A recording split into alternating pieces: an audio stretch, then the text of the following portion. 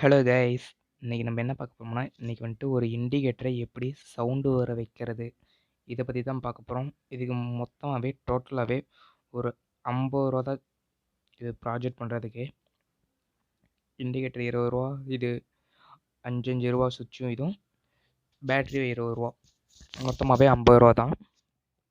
இது எப்படி நான் யூஸ் பண்ணணும்னு சொல்லித்தரேன் உங்களுக்கு. ஃபஸ்ட்டு வந்துட்டு இண்டிகேட்டர் எடுத்துக்கலாம். இண்டிகேட்டரையும் சுவிட்சையும் ஃபஸ்ட்டு கனெக்ட் பண்ணணும்.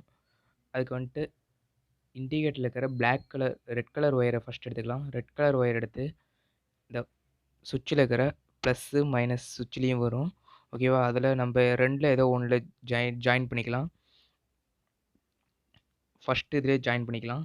ரெட் கலர் ஒயரு இண்டிகேட்டரில் இருந்து சுவிட்சுக்கு இப்போ நம்ம கனெக்ட் பண்ணுறோம். கனெக்ட் பண்ணியாச்சு. அடுத்து வந்துட்டு பவுச்சில் இருக்கிற black colour wire or red colour ஒயரை நம்ம ஜாயின் பண்ணிக்கலாம். ரெட் கலர் ஒயர் எடுத்து நம்ம திரும்ப அந்த சுவிட்சிலே கனெக்ட் பண்ணிக்கலாம். ஃபஸ்ட்டு இதிலே கனெக்ட் பண்ணிக்கலாம்.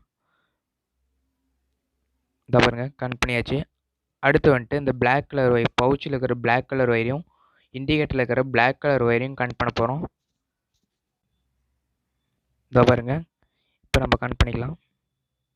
இதை பாருங்கள், கனெக்ட் பண்ணியாச்சு. பிளாக்கும் அடுத்து நம்ம என்ன பண்ண போகிறோம்னா,